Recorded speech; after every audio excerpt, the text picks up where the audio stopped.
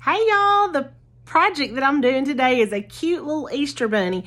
We did this for a girls' day. We just got everybody together and just tried to make it super simple. So I'm not even gonna insult anybody by calling this a tutorial, because what we did is so easy. You can do it even if you can't draw a straight line. We just used this cutout. I just drew a template and traced it onto some poster board and cut it out. And I'll try to think and link. I made a template in an SVG that it's a rough SVG. It's just hand drawn, and then I just uploaded it into Procreate and tweaked it, and then made it into an SVG on Illustrator. But I do have one that you could use with probably little bit of a smaller board than what we used, or you can resize it and use it on whatever size board you have. But anyway, we used that template, and then we took old fence panels, and I had shellacked over these because if you don't, that old wood will just soak all your paint up, and it makes it hard to make it show up. But the thing that came in most handy with this project was these white charcoal pencils. I didn't even know they made white charcoal pencils, but it made it really easy to trace onto the board and make the tracing show up, so that after that, all we had to do was stay in the lines. And again, I won't even insult you by calling this a tutorial, but I am going to show you the painting portion of what we did, just because if you're anything like me, you might like watching just a soothing video of somebody painting. So here goes. Okay, so the first thing I noticed is that this little bunny template is a little bit wider than the board. The one that I did Saturday was just right, but so I've lapped it over the edge just a little bit. It's not gonna hurt anything. I just lined it up with this far edge. I just thought that would look a little better. So I'm gonna start up here to trace around the ear. And the reason I like these white charcoal pencils is because see how well that mark shows up? I don't think you would be able to see it as well with just a regular lead pencil or graphite, whatever it is. But we're just gonna trace this whole thing. That's why I said this is a good project for, even if you have people in your circle that, can't draw a straight line, can't paint at all. This is perfect for anybody, even kids, really, because it's so simple. Once you get it traced out, you're ready to roll with the paint. And just a really fun and easy craft. Because I'm just about done with the tracing already. And we'll go ahead and get started putting some paint down. And what I did when I was getting ready for our little girls' day that we had, I just went ahead and made enough templates for everybody so that nobody had to share. Nobody was waiting around. I'm actually going to use this plate that I've already used. I like to reuse my little plates. Because they're not hurt once that paint dries. And this one I've even used the same color. But yeah, this is that antique white. And I'm gonna do a little bit of edge work. You wouldn't have to. I did most of mine Saturday with just this 1-inch foam brush. But just to keep me in the lines a little bit better, I'm just gonna go around with this. And I think I've gotten most everything out of the frame, but y'all, if you could see my craft room right now, it's terrible. It is so cluttered.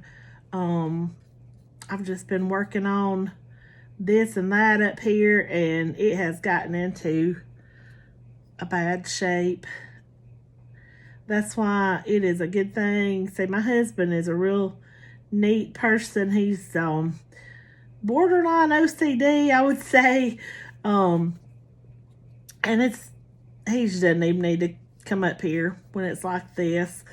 And I don't know why I'm feeling in that whole ear when I said I was just gonna go around the edges a little bit. That's actually what I'm gonna do. I just get distracted. I get to talking and I forget what I said I was gonna do. So anyway, we are just going around the edges. Oh, but anyway, yes, my husband is very he's a very neat person, which that's good in some ways because I have never had to pick up his underwear or socks out of the floor.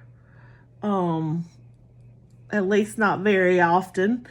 He likes things nice and tidy, and you know, I do too to some degree, but it's not necessarily my top priority. I can roll with the junk sometimes. Just doesn't bother me that bad most of the time. And I think part of that is just, you know, that creative brain gets to kicking, and we'd rather, or at least I would, I'd rather be making something than cleaning the house. But, you know, I know some of that has to be done too. But, fortunately, got most of my housework done over the weekend. Had dinner in the crock pot before I left for work today, so I could come in and paint for a little while. What a blessing. I love my crock pot. But I actually was not even able to get my house, I don't know if I said this before, but I was not able to get my house like I would have liked it before our little girls' party either.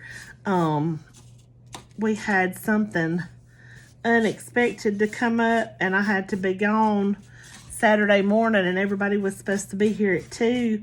And honey, I was sliding in here on 2 wheels right before the first person showed up, and that was okay. And you know, that's the thing you got to remember. When somebody's coming to see you, they're not coming to see your house, they're coming to see you. And you know, I didn't have like dirty dishes piled in the sink and laundry running out my ears or anything like that, but normally I would like for my floors to be done before I had company. But you know, we had a good time anyway. You can have fun even with a dirty house, and we proved it. So you can tell I'm not taking great pains with this paint, and this wood, it's literally old fence boards. My brother owns a fence company, and sometimes I'm able to get some of the boards from where they have taken down an old privacy fence, and that's all this is, just some old wood that I cut up and clear coated, and I did sand it a little bit, but not nothing crazy. I'm discovering that I like working with wood some, and I'm hoping when I retire, I get a chance to do that more often. I just actually built my first piece of furniture. I built a wooden bench, and I had so much fun doing that. It was a little out of my comfort zone. There were several things that I had to step up my game and learn, but it overall it was really fun. I got my stain on that project a little bit darker than I would have liked, but I have a plan for how to fix that, and I'll be on spring break soon. So hopefully I can get that done while I'm out of school for a few days. But here's our bunny, and his ear is a little thick, but it's okay.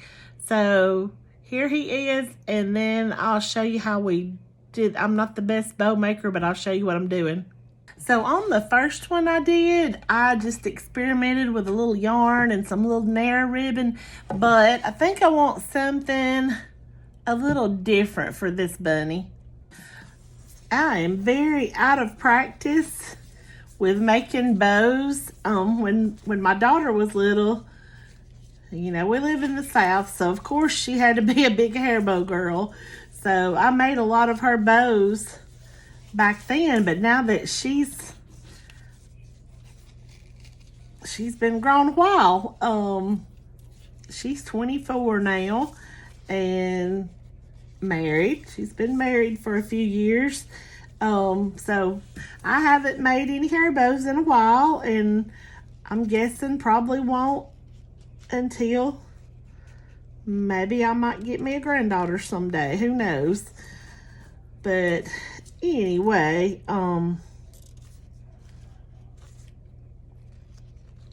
I feel like y'all are probably better bow makers than I am.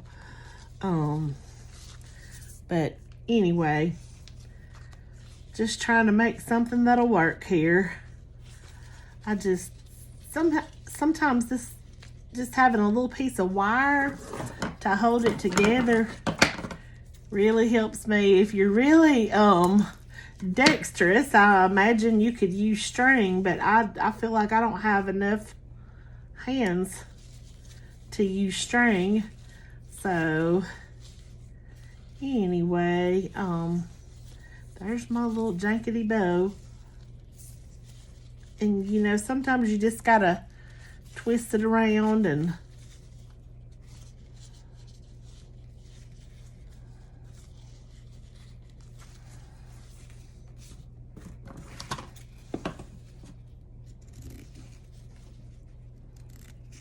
to finish this one off, I'm just going to take a little piece of ribbon and just tie a knot.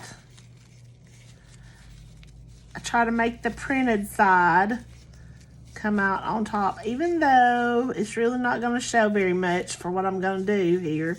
But I just make a knot and glue the knot to the center of the bow there, and then you can glue the ends on the opposite side, and just makes it look a little more finished. I don't ever have my pretty little cordless glue gun charged at time to make a video, but I do love it.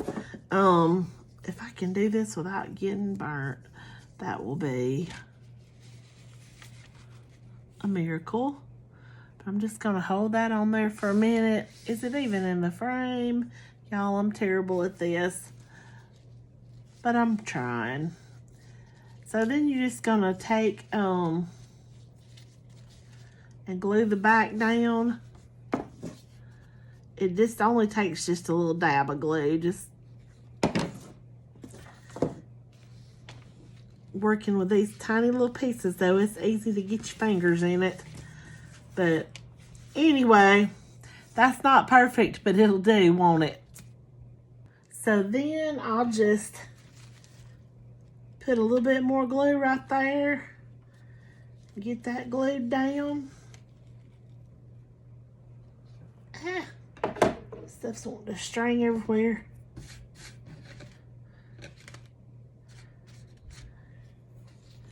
But anyway, there's our little bunny. Like I said, just a really quick and easy craft to make, and hope you get a chance to do it too, because it was fun. So I forgot to say, I'm going to put a couple of links in the description box. One, I'm going to put for how you can get the bunny template, but bear in mind it is a very rough hand-drawn template. I don't really template. I don't really do. I'm just now getting to where I can make a half decent SVG, and this one I was pressed for time and I really just slapped it together. So just bear with me, but I did want to do it as an SVG so that you could either just print it out and cut it with scissors, or you can use it on your Cricut or other cutting machine if you have one of those.